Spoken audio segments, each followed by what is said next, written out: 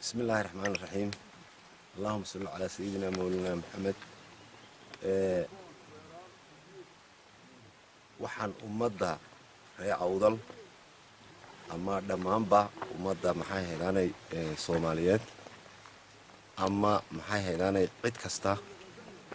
halkan aanu ugu cadeynaynaa in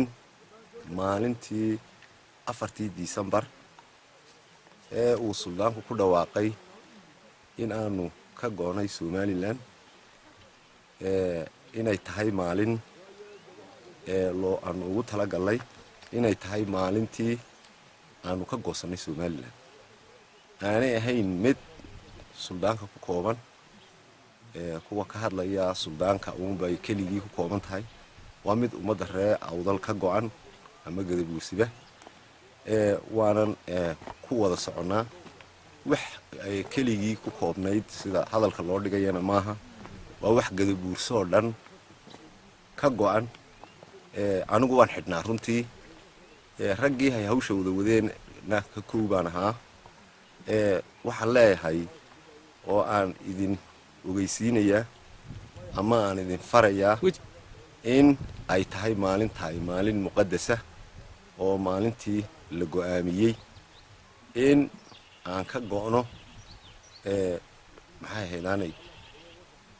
Somaliland ana noqono dad u tashada gobolkooga iyo danahooga inay tahay wax loo dhan yahay oo ay cidi ka maqan tahayna maaha kuwa ka aamusan iyo kuwa na soo raacayba ragguna waa 3 waxa weeye yeedhe oo ah suldaanka iyo aniga iyo ragga ay ka koob yihiin iyo ragga wada halkan jooga maanta inaan u yeedhayno inay ka qayb qaataan sidii ay dhulkooga iyo dadkooga iyo dalkoogaba ay ugu horumarin lahaayeen ay cunfiga iyo culayska saaran maanta uga dulqaadi lahaayeen yeelana waxaan leenahay soo dhawaada kaalee nagala qayb gala maxay heelanay halganka iyo inaan dhulkeenni u tashano oo aynu u samaysano maamul yaabana waxaanu leenahay adiga oo yaaban yaa lagugu imanin waxa lagu qaatay yaabow adiga oo yaaban inaan lagugu soo gelin waxa ay dadku qabaan qab ayaan leeyahay taana maalintani waa maalin muqaddasa waa maalin aanan dib looga soo laabanayn waa maalin aan gorgortan lahayn waa maalin aan dib looga wada hadlayn taana waxaan u sheegaynaa inay tahay maalintaa inay tahay baan u sheegaynaa waxa kale halkan ka cadeynaynaa dadka reer Awdal ma tihiin dad kala qoqoban waxa aad tihiin dad isku mid ah haddaad dalka joogtaan haddaad dibadda joogtaan waxaan idin leeyahay oo aan idin ku waaninaynaa oo aan idin ku soo dhaweynaynaa inaynu dhulkeennii u tashanno danteennii u tashanno weligeedba ciidamo ha lagu soo daabulo halkan waxaan aaminsanahay baadi inaga maqnayd baa inoo timi maalintii xadhigga la iga sii daayay waxaan maqlayay odayada oo leh ciidanka hala naga dulqaado waxaan ciidankani waa xaqeennii waan ku xisaabtamaynaa wixii naga maqnaa weeyi soo biiriya noo soo biiriya noomay gaari weli intii annagu aan lahayn waxbaa naga dhiman inta naga dhimanna noogu soo dara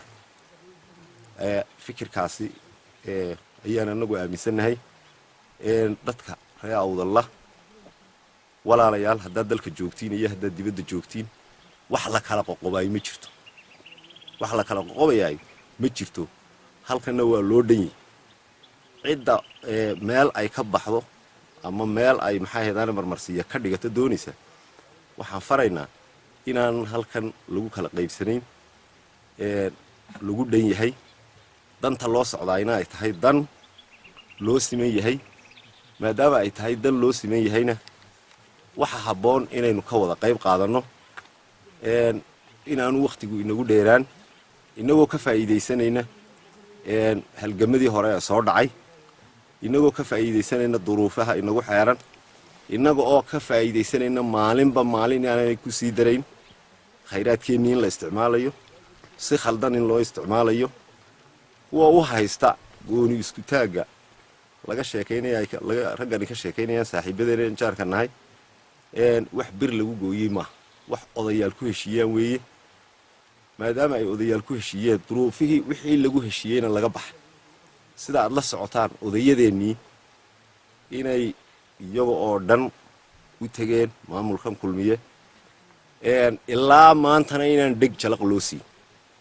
waxaase mucjise ah oo la yaab mudan odayada hadlayay ee maalintay siiraayo hor fadhiyeenna lahaa nicholas gay baan u yeedhaynaa maadaama xaqayagii iyo xuquuqdeedii aan weynay maantana leh somalilan baan taageersannahay shacabka reer awdal waxaan leenahay isbarbardhiga